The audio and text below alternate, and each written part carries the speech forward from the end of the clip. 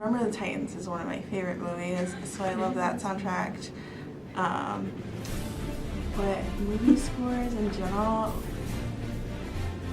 Hans Zimmer's my favorite. Yeah, Hans Zimmer. I like this stuff. But for me, it's Garden State, the soundtrack. I love it. Requiem for a Dream. Fight Club. I really like the soundtrack to Lion King. So I like Across the Universe because the Beatles are fabulous, and I also like Nightmare Before Christmas because they're crazy. My favorite movie soundtrack is 50 First Dates.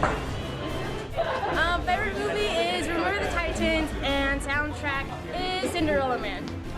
My favorite soundtrack to a movie is Grease. My favorite soundtrack would have to be the Flash Gordon soundtrack. Queen Can't Be Queen. Yeah. So my favorite movie soundtrack is every. It's Lord of the Rings, Star Wars, and Chronicles of Narnia. Do you have one?